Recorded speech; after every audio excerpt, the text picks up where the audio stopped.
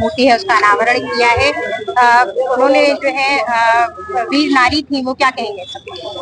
देखिए, वीर वीरांगनाओं का देश की आजादी में बहुत बड़ा योगदान रहा। उन्हीं में से एक रानी वीरांगना अवंतीबाई लोधी, जिसने मध्य प्रदेश के मंडला की रानी थी और उन्होंने अंग्रेजों से लोहा लिया था। 1857 की क्रांति हम सबने सुना होगा, लेकिन वीरांगना रानी अवंतीबाई ऐसी थी जो 1857 से पहले से ही अंग्रेजों से युद्ध कर रही थी और उन्होंने अंग्रेजों के छक्के छुड़ाने का काम किया था।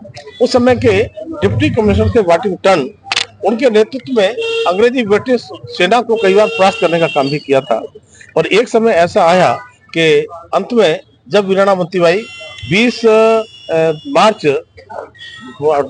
मार्च 1858 के लिए जब वो अकेली दिखाई पड़ी कि मैं कमजोर पड़ रही हूँ, तो अपनी तलवार से ही दुर्गावती का स्मरण करते हुए, अनुसरण करते हुए अपने प्राणों को न्यौछावर कर दिया था।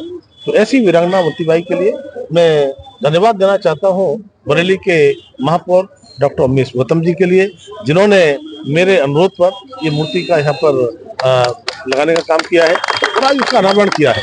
आज भारतीय जनता पार्टी के हमारे जो उत्तर प्रदेश सरकार में मंत्री हैं अरुण सक्सेना जी, डॉक्टर सक्सेना जी और हमारे डॉक्टर DC वर्मा जी और हमारे यहाँ के लोकप्रिय सांसद सत्यपाल गंगवार जी, तो स्वामी पुष्पानंद जी विधायक हैं, तो आपके नेतृत्व में हमने अनावरण किया है। तो अभी 15 अगस्त के लिए जहाँ पर वीर गाथा पूरे देश में हमने गाथा को सुनाने का काम किया है।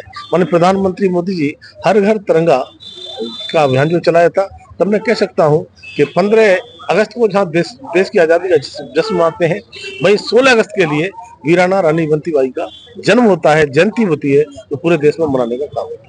आपने हर घर तिरंगा अभियान की बात की, 15 अगस्त की बात की। कश्मीर में भी इस बार 15 अगस्त मनाया गया, लेकिन वहाँ राजनीतिक उथल-पुथल कुछ ज्यादा ही तेज हो चुकी है। जो उमर अब्दुल्ला है, उन्होंने अपना मैनिफेस्टो जारी किया, जिसमें उन्होंने कई सारे जो है डाउट्स उठाए हैं। उन्होंने जो गृह मंत्री, उन्होंने उनका मैनिफेस्टो पढ़ा भी था, उन्होंने उसकी तारीफ की, लेकिन उन्होंने कहा कि उन्होंने सिर्फ एक पैराग्राफ पढ़ा है हमारे मैनिफेस्टो का, उन्हें पूरा मैनिफेस्टो हमारा पढ़ा। देखिए नादिया जी, मैं कह सकता हूँ कि जम्मू कश्मीर का आपने जिक्र किया है। एक जम्मू कश्मीर वो था जहां पर हम कहा करते थे, जहां हुए बलिदान मुखर्जी वो कश्मीर हमारा है, और वहां लाल चौक पर तिरंगा फहराने के लिए क्या क्या करना पड़ता था, लोग बलिदान हो जाते थे।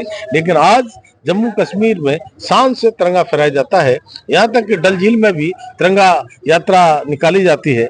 तब मैं कह सकता हूँ कि धारा 370 हटने के बाद जिस तरह से अमन शांति का जो माहौल कायम हुआ है, उसका प्रमाण जीता जागता उदाहरण ये है अभी लोकसभा के चुनाव में जिस तरह से लोकतांत्रिक तरीके से बढ़ चढ़कर लोगों ने मतदान में भाग लिया है और आज चुनाव कराने की स्थिति पैदा हुई है। धारा 370 हटाने के बाद माननीय प्रधानमंत्री मोदी के नेतृत्व में, माननीय गृह मंत्री यशस्वी गृह मंत्री अमित शाह जी के नेतृत्व में जिस तरह से कदम उठाए गए हैं, लेकिन तब मैं कहना चाहता हूँ कि ये भाजपा के खिलाफ, NDA के खिलाफ जिस तरह से बेमेल बिना एक तरह से विचार जिनके मेल नहीं खाते हैं, वो लोग भी गठबंधन कर रहे हैं। तो कांग्रेस से जवाब मांगा है, 10 सवाल किए हैं माननीय गृह मंत्री जी ने, उन 10 सवाल का जवाब दें कि ये क्या धारा 370 हटाने का कांग्रेस विरोध करती है क्या। तब मैं कहना चाहता हूँ कि इनके विचार तो मिल नहीं खाते हैं, लेकिन इसके बाद में भी ये पार्टी मिलने का काम करती है। तो इंडी गठबंधन के लोग चाहे जो करें, लेकिन आज जो जम्मू कश्मीर में जिन हाथों से पत्थर चलाए जाते थे, वो आज पत्थर नहीं चलाते हैं, वो विकास के लिए काम करते हैं, विकास की गाथा लिखने के लिए काम करते हैं। और आज पूरे देश से ही नहीं, दुनिया से पर्यटक जिस तरह से बड़ी संख्या में जा रहे हैं और जम्मू कश्मीर का विकास हो रहा है, तो मुझे लगता है कि सही चश्मे से देखना चाहिए।